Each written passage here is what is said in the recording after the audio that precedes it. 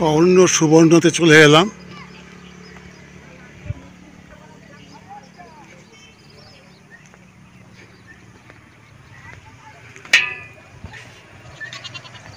Gate বন্ধ হয়েছিল, একটা বাচ্চা ছেলে গেটটা খুলে দিল। এটাকে বলছে শয়তানের ঢিপি। রাজা করণের প্রাসাদ নামে পরিচিত ঢিপি কর্ণবর্ণ একটি সমৃদ্ধশালী রাজনৈতিক, প্রশাসনিক ও সামরিক ধর্মীয় নগর কেন্দ্র হিসেবে বিখ্যাত ছিল।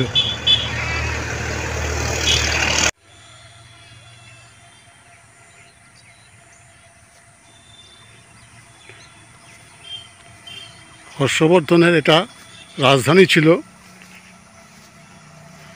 যখন ভারতীয়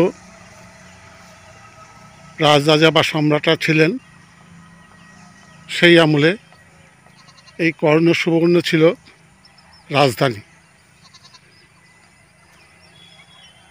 তারপরে মুসলমানদের যখন রাজত্ব হয়, তখন এই রাজধানীটাই চলে যায় মুর্শিদাবাদ।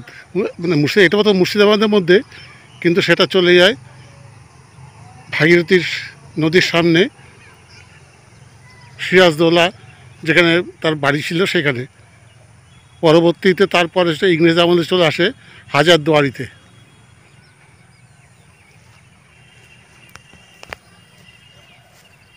এখানকার নিদর্শনগুলো দেখে মনে হচ্ছে অবিকল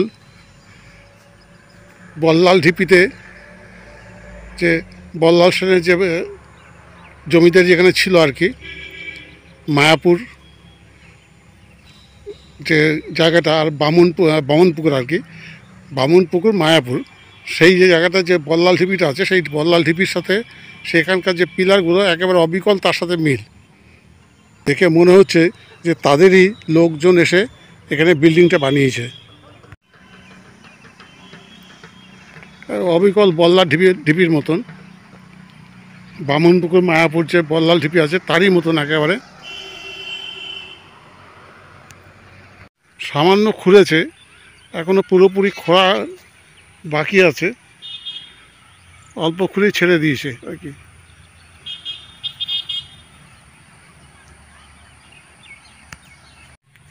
এখানকার নিদর্শনগুলো দেখে মনে হচ্ছে যে এই বিল্ডিংটা ভেঙে যে সমস্ত ইট বেরিয়েছে, সেই ইট দিয়েই পরবর্তীতে এখানকার রাজারা যারা ছিলেন আর কি, জমিদারি যারা করতেন, তারা তাদের নিজের বাড়ি ঘর দর এগুলো বানিয়েছে মনে হয়। তাহলে এত ইট যাবে কোথায়?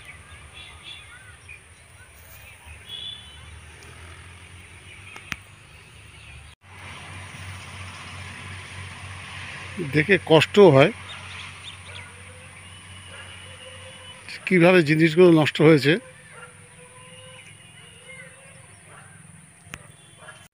অনেক বড় এরিয়া, কিন্তু সেইভাবে সংরক্ষণ হয়নি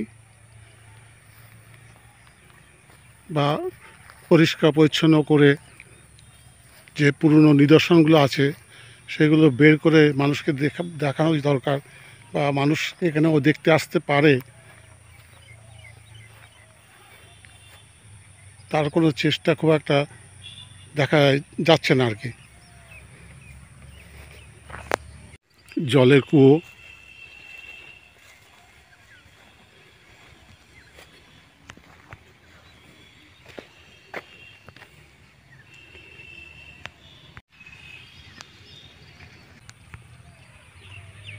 দেখে মনে হচ্ছে যে লোকাল ছেলেপেলে যারা আছে তারা একটু খুঁড়ে দেখেছে কোনো ধন সম্পদ পাওয়া যায় কি না। এটা দেখে তো তাই মনে হচ্ছে।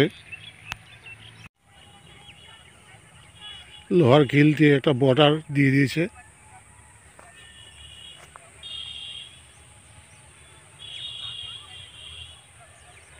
এই পুরো জায়গাটাই এখন ফাঁকা পড়ে রয়েছে, বিভিন্ন জায়গায় মাটি খোঁড়াখুড়ি আছে, কিন্তু এটা কারা করেছে এটা বলতে পারবো না।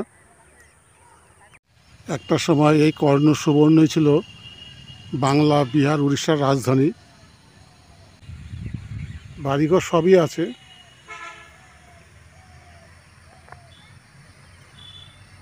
রাজধানী হতে গেলে যে টুকটাক নিদর্শন থাকা দরকার সেই সমস্ত কিছুই নেই।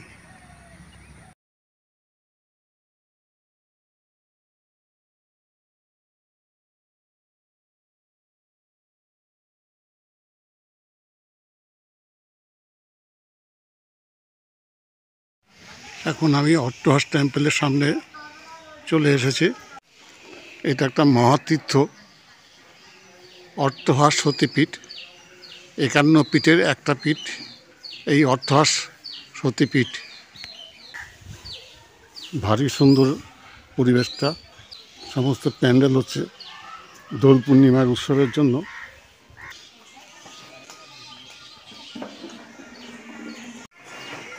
রন্ধনশালা, এখানে রান্নাবান্না হয়। দোল পূর্ণিমার জন্য সমস্ত খাবারের ব্যবস্থা করছে। এটা অতিথিদের বসার জায়গা, বিশ্রাম নেওয়ার জায়গা, এবং এখানেই মানুষ এসছে, কিন্তু তেমন মানুষ নেই। আমি এসেছি 11ই মার্চ, সেই কারণে অনেক ফাঁকা। আসলে এটা দোলের দিনকে, যেটা 14ই মার্চে যে দোল হবে, তখন এখানে প্রচুর লোক থাকবে।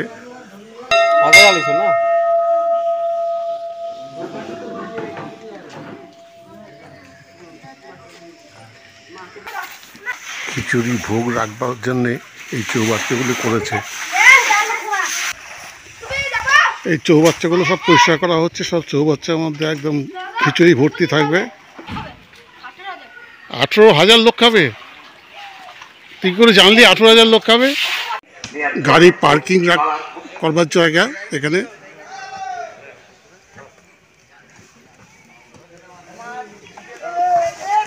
দোল পূর্ণিমাতে এইখানে মেলা হবে, তারই সমস্ত দোকানপাটের জায়গা ব্যবস্থা করছে।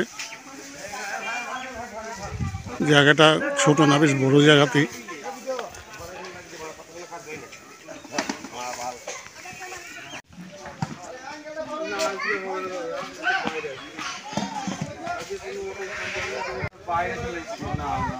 এরা সব খাবার দাবার নিয়ে এসছে, এখানে এরা বসে খাচ্ছে। এরকম আরও অনেককেই দেখলাম, তারা বাড়িতে খাবার দাবার নিয়ে এসছে, নিয়ে এসে এখানে খাচ্ছে। শুরু হবে কি দোল পূর্ণিমার থেকে? পুলিশ স্টেশন এবং যাত্রী নিবাস, কেউ থাকতে চাইলেও থাকতে পারবেন, এখানে বুকিং করা যাবে।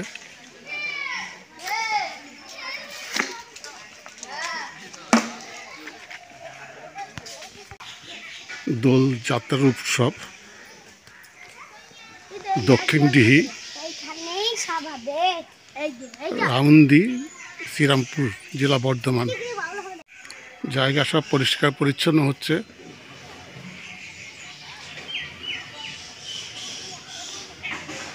দোলের জন্য সব প্রিপারেশন নেওয়া হচ্ছে। এখানেই অনুষ্ঠানটা হবে, এই বিল্ডিংয়ের নিচেই। নাম কীর্তন এবং কলকাতা যাই করুক না কেন, রং খেলা যাই করুক, এখানেই সেটা হবে। এই ডান দিকে খাবারের কুপন দিচ্ছে 50 টাকা করে। আমিও সেখান থেকে একটা কুপন নিয়ে নিলাম, এবং অনেক লোকই নিচ্ছে। এই মুহূর্তে মন্দিরের বাইরে চলে গেলে খাবারের কোনো ব্যবস্থা নেই।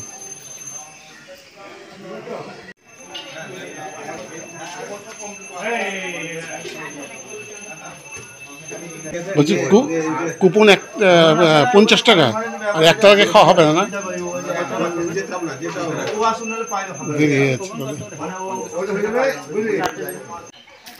অতীতে পুরোটাই এখানে জঙ্গল ছিল।